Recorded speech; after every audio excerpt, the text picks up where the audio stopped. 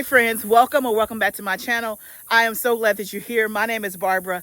I live in Tennessee, and today we're going to be talking about starting more seeds in the month of October, succession planting, and we're going to do some harvesting and then getting some more beds ready to plant just more stuff, y'all, because what about food security and food sustainability? I am here for it. So if you're brand new here, thank you so much for stopping by. Say hello in the comments and let me know that you're here so that I can say hello back. But before we jump into today's content, I want to thank the sponsor of this video, which is BetterHelp.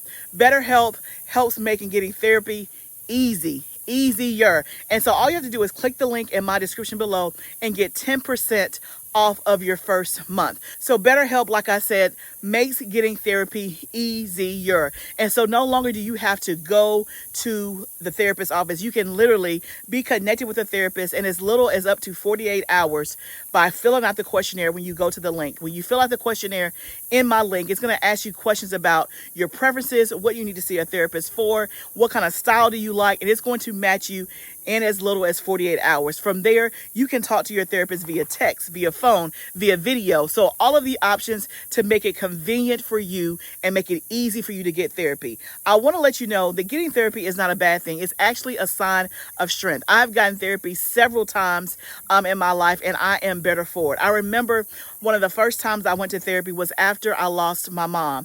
And let me tell you, it was a very dark time for me. Like, extremely dark. And without my therapist, I don't know that I would have been able to have at least some things in place to cope. She gave me exercises. She gave me assignments to help me cope and to remember my mom in a way that didn't cause me such intense pain. Now, let me tell you, you can still have pain after grief, but you can also have grief and have pain and be able to cope and go on with the rest of your life. And so that's just one of the many ways that I've used therapy in my life before. And so I encourage you, if you're going through a really tough time right now and you just need somebody to talk to, it is a-okay. Click the link in my description box below and get 10% off of your first month. So let's get into today. So today, y'all, it's a beautiful day outside.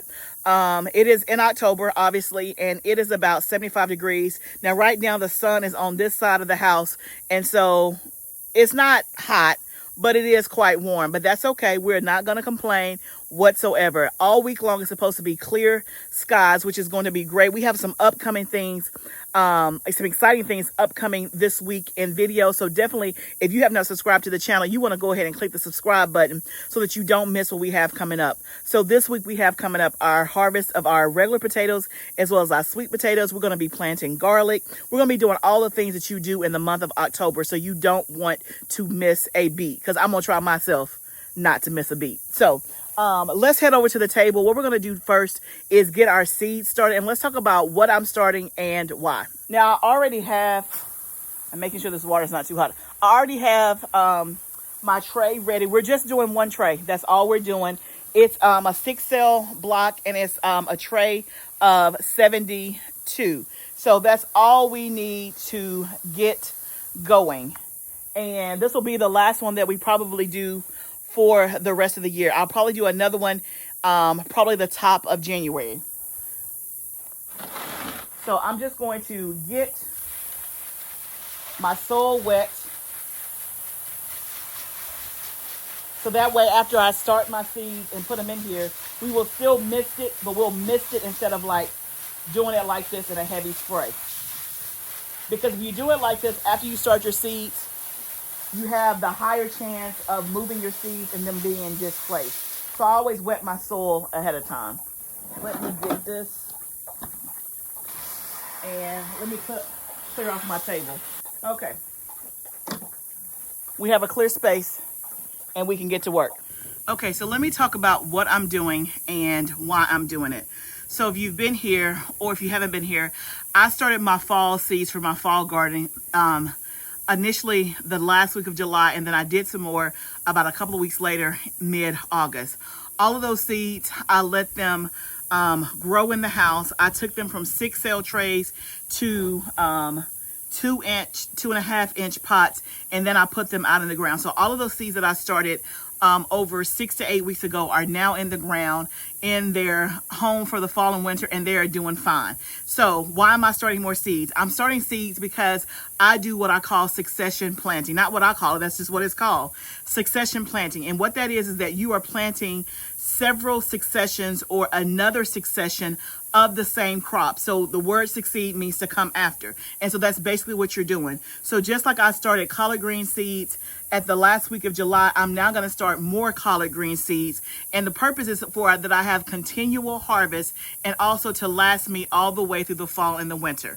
So I've talked about before that when I grow groceries, when I grow food, I think about them as groceries, and I'm growing groceries 6 months at a time. So when I do my summer seeds, I start those literally in February. They're in the ground by the end of April, first part of May, and they're not usually done producing until October. So literally, y'all, I'm growing groceries 6 months at a time. So again, same thing. The fall crops I put in the ground in September, those will be the crops and the things that we will eat off of until literally March. So again, 6 months of groceries. And so in order for me to have a continual harvest all the way through March, I do multiple successions of food or multiple successions of crops. That is one reason why I do it. The other reason is sometimes you may have crops that fail.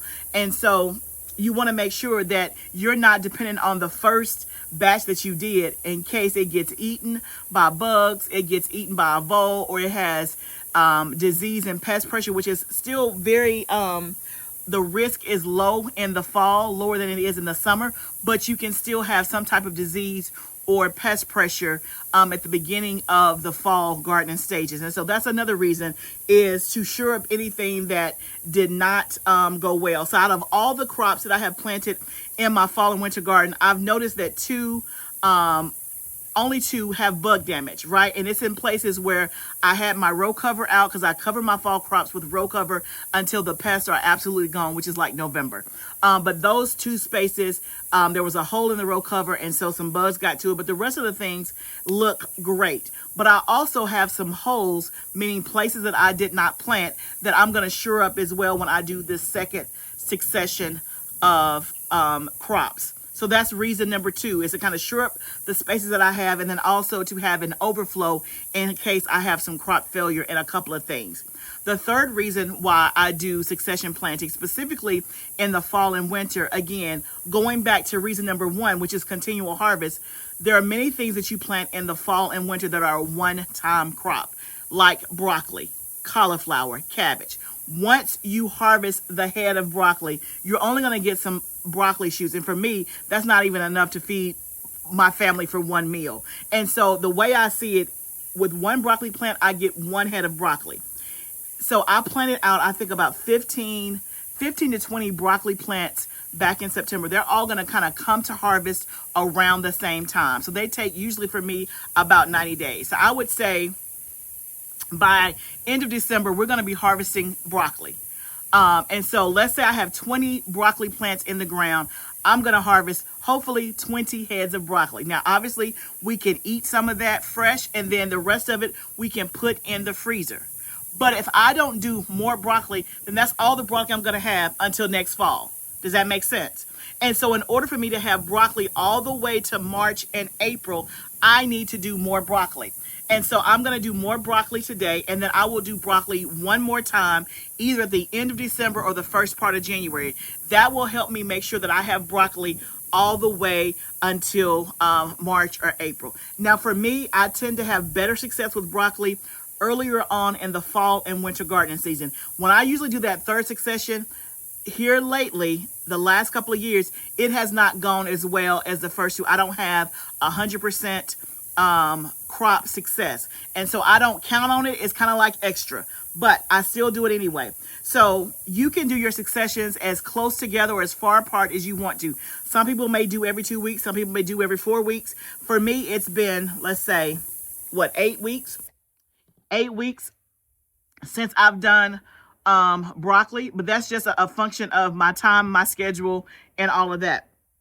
That's all it is. Now, I am starting these seeds, and then I will be home for 2 weeks, and then I'm out of town for 2 weeks. And so I will have somebody watching over my stuff, hopefully to not kill it, but to keep it alive. But and just in case, when I come back in town and my seedlings are not good or viable, then I will just start them again. I'm just trying to give myself a head start. But if not, then I'll start them again in November and then again in January, and I'm still to the good. Now I have a high tunnel greenhouse, and so I'm not gardening outside in the fall and winter, and so I have a bit of season protection or season extension because I have a high tunnel. But if you're gardening outside, again, broccoli is good below 20 degrees, and you can extend it even with, some row cover and make it all the way, into January, February, depending on where you live. So broccoli is just one example of the things that I'm going to start today. But let me get my seeds together. I'm going to show you what I'm going to start. We're just going to do enough to fill up this tray, and that is it. One tray under lights. End of discussion. So whatever can fit in this 72 tray is what's going to fit. I'm not doing multiple trays like I did before. When we did our first initial planting, we had, I think, 8 trays of seeds. We're not doing that. We're just doing one because we're just doing succession. So let me get my seeds together, and then we'll go ahead and get to planting.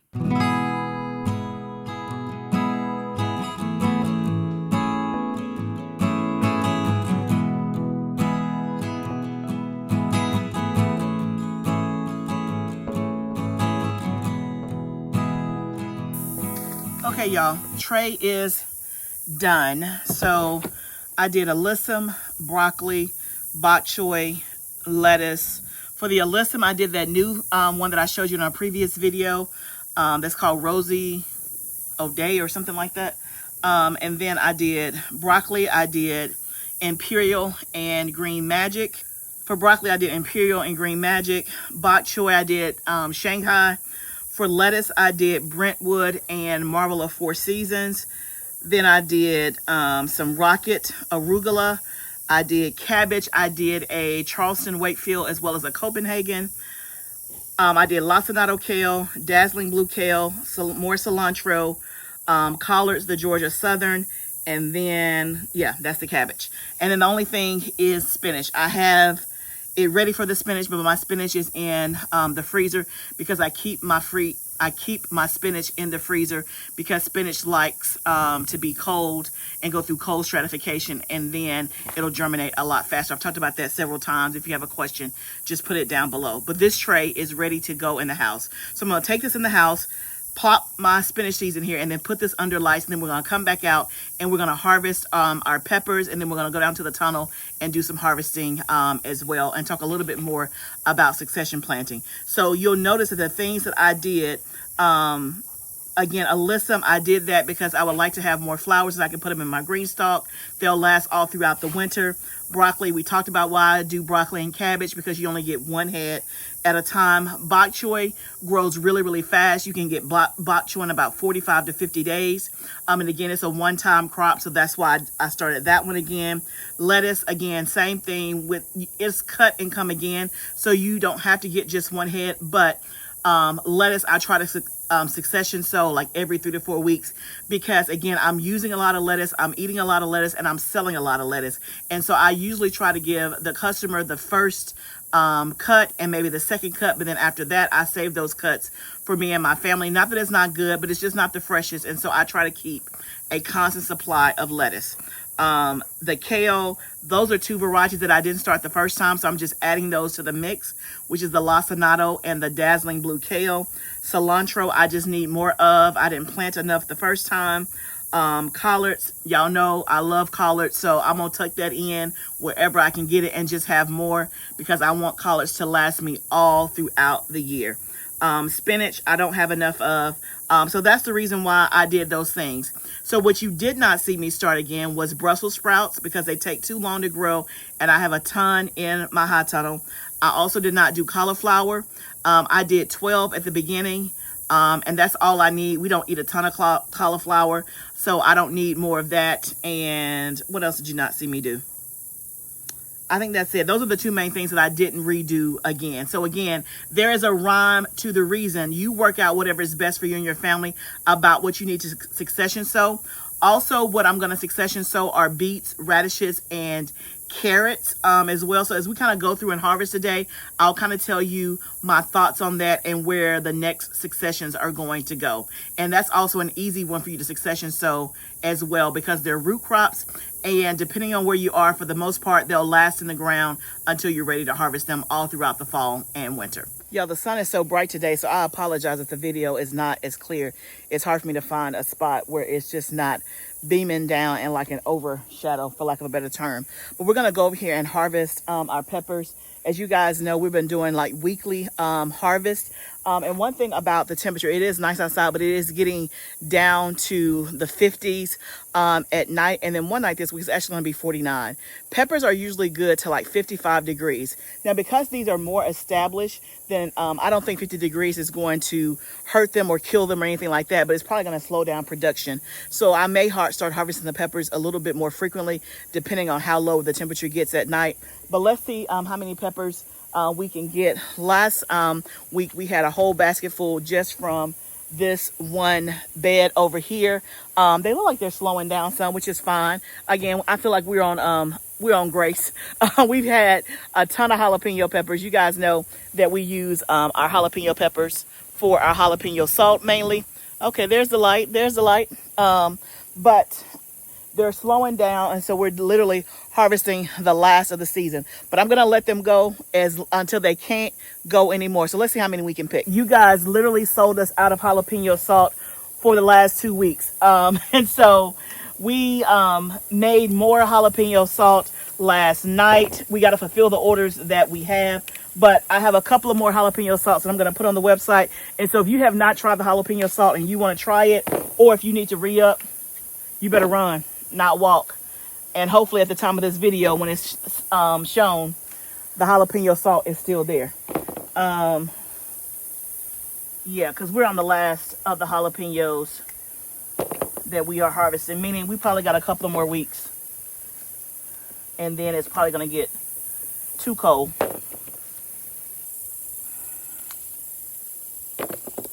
And speaking of succession planting, this area in the back of my house for the summer is always planted last, because we plant our onions, our garlic back here in the fall, and our onions in the spring. And so we don't usually harvest those things until the first week of June. By the first week of June, the outside garden, the tunnel, is already planted for the summer. So this space back here gets what I call the leftovers, or the second succession. And so these jalapeno plants was started on the tail end of our summer seed starting series, so to speak. And we put them in the ground probably mid-June. It's now, what, mid-October? And they're still going. They are still going. And so we let them go. Yeah, we don't have as many as we did last week, but that's okay. I gotta make sure that I actually put up at least 2 bottles of jalapeno salt for me. We have one on the table, and then 2 more will get me until I can get jalapeno salt again, which is next June. Because last year my husband sold the last jalapeno salt, and that jalapeno salt was for me. Let me tell you something. The scathing that brother got. I did it in Christian love, but I'm like, you sold my jalapeno salt. He's like, this is a business. I said, yeah, it's my business. And nobody gets salt until I get salt. Right? Right. So I got to make sure I get me some salt, because we ran out of salt in April. And so for 2 months, we did not have jalapeno salt. Y'all, we use that salt on everything, every day. Y'all, I was a little bitter. I sure was. I said, somebody got my salt on their table right now.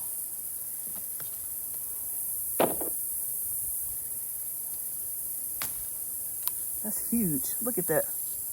That thing is huge. I'm literally cleaning these to make sure we get every last one.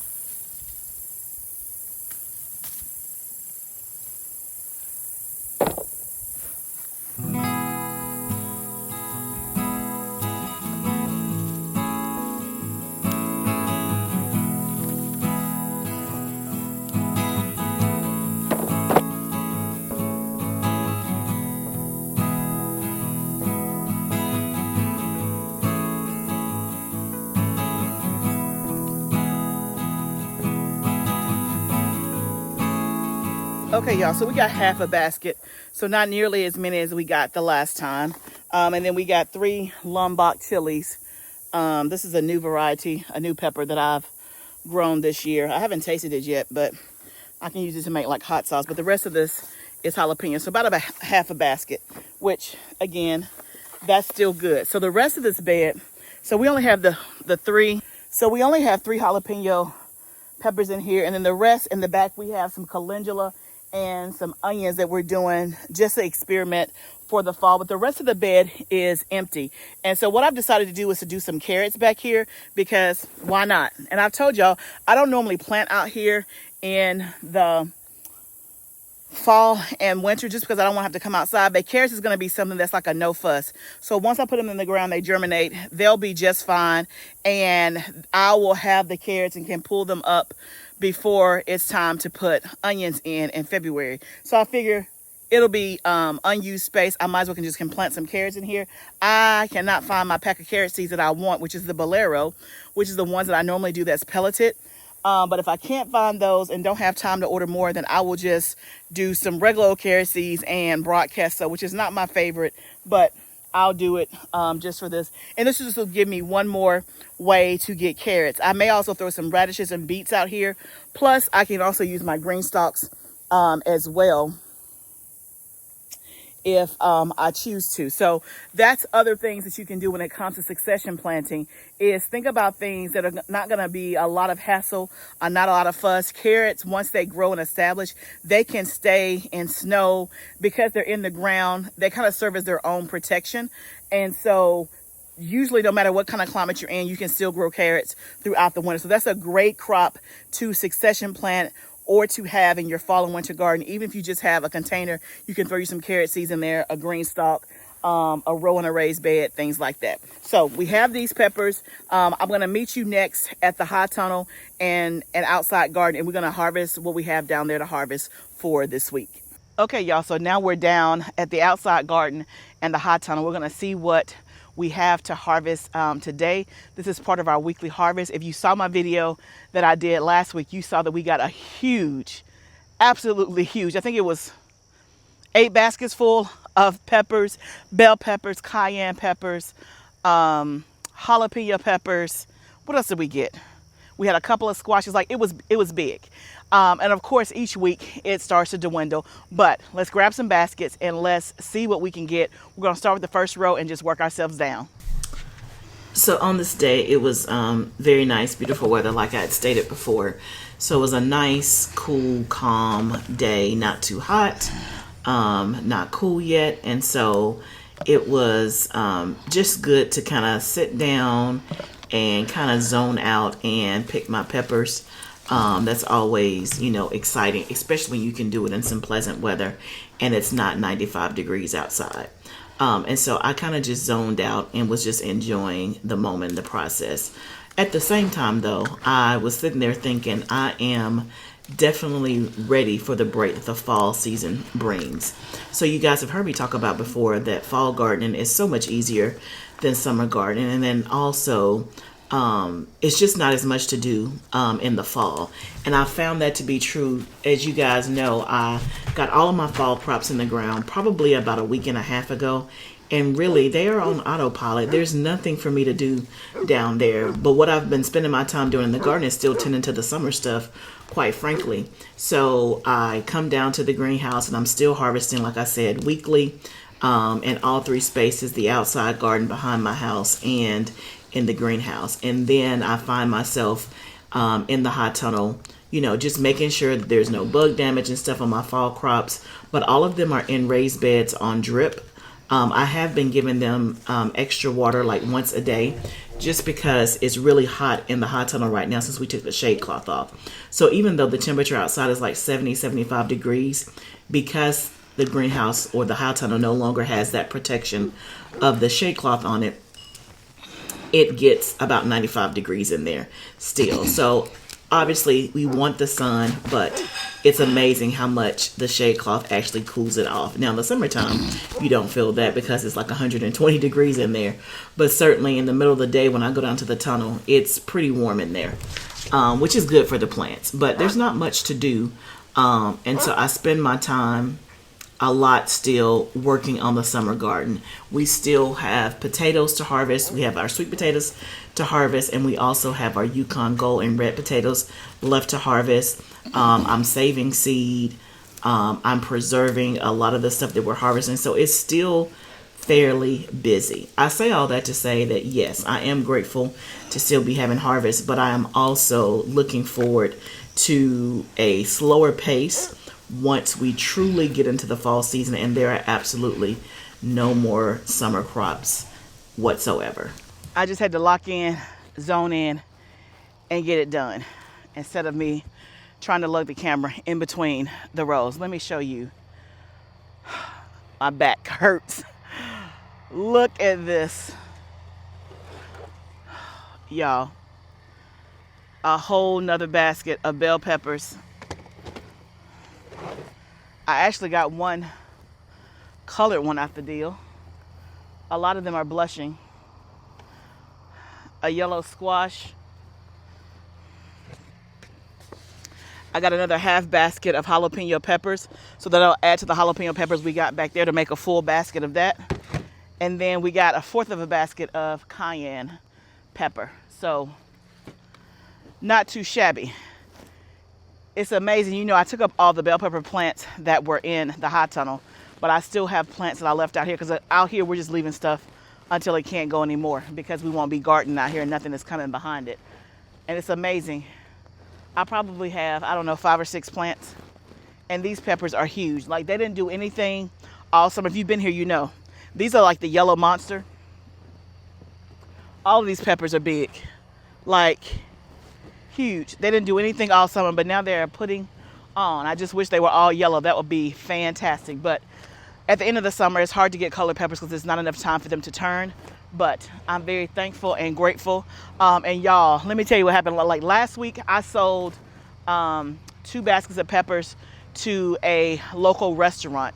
And so that's how I was able to get rid of them. Because really, I have enough peppers in my freezer that I think will last us until next summer. I'm almost positive I do. And so I really don't need any more peppers, y'all. I have given them to the church. I have given them away to family and friends. And then I still have, remember that basket, we did 2 big baskets last week.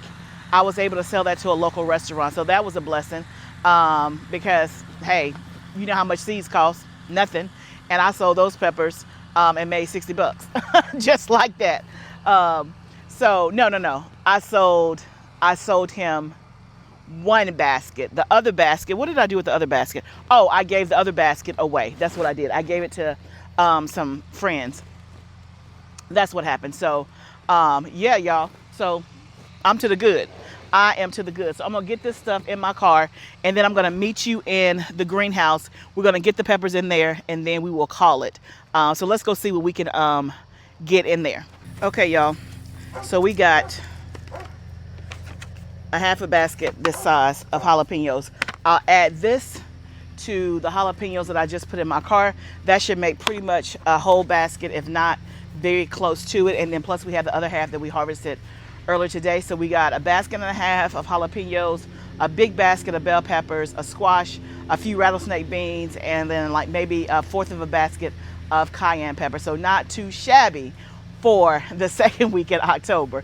So y'all, thank you so much for hanging with me today. Hopefully I encouraged you and inspired you to start more seeds or to do succession planting, whether it's direct sowing or seed starting, to make sure that you have continual harvest all throughout the fall and winter. If you have questions on succession planting or need any help, please put your comments and questions down below. And y'all remember, this is a journey, but let's do it together.